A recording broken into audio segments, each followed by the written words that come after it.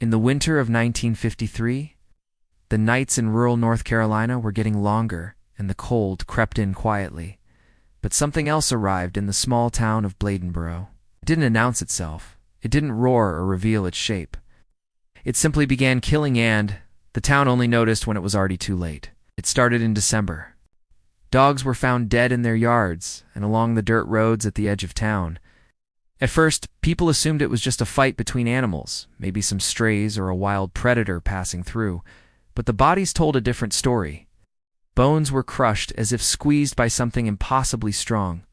Necks were broken cleanly. Most disturbing of all, several of the animals appeared almost completely drained of their blood. The local newspapers quickly gave it a name that stuck: the vampire beast. As the days passed, the attacks intensified. Livestock followed. More dogs disappeared.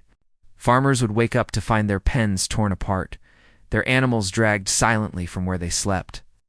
There were no warning sounds, no frantic barking. Whatever was hunting moved with terrifying efficiency. People began locking their doors earlier, pulling their children inside before sunset, and scanning the tree lines whenever they had to walk alone. The woods around Bladenboro no longer felt empty, they felt occupied.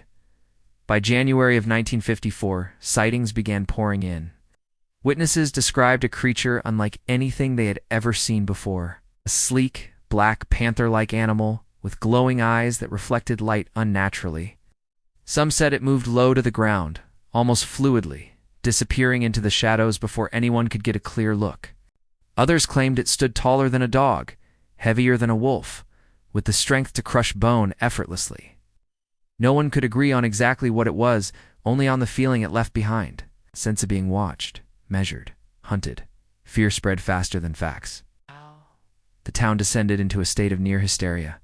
Gunshots echoed through the night as nervous residents fired into the darkness at any imagined movement. People started traveling in groups. Schools warned children not to walk home alone. Soon, hundreds of armed locals, hunters, and even out-of-town volunteers poured into the area, forming massive search parties that combed the forests day and night. Dogs were brought in to track the creature, but the scent would always just vanish into thin air. Traps were set, bait was laid out. And yet every morning, the beast seemed to have slipped through them, all leaving more bodies behind, as proof that it had been there. The newspapers carried the story nationwide. Bladenboro became synonymous with fear. Reporters arrived, cameras rolled.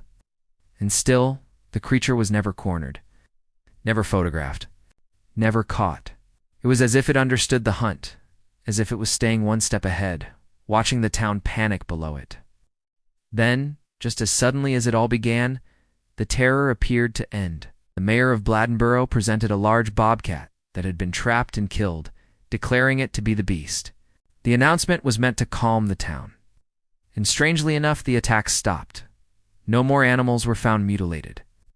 No more sightings were reported. Life slowly began to creep back toward normal. But many people were not convinced. The bobcat didn't match the descriptions. It didn't explain the crushed bones or the bloodless corpses, or how a single animal could evade hundreds of armed men for weeks on end. Some believed the true predator had simply moved on, driven away by all the noise, the guns, and the fear it had created. Others whispered that the town had just needed an ending, even if it wasn't the truth.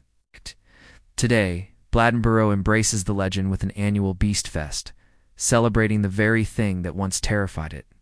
But beneath the music and costumes, the story remains unchanged at its core. Something came out of the woods in the winter of 1953. It killed without being seen. It inspired real fear, real panic, and a hunt that ultimately failed. And then it vanished, leaving behind a question that still lingers in the dark edges of North Carolina folklore. Was it just an animal? Or was it something that never intended to be caught at all? Thanks for watching.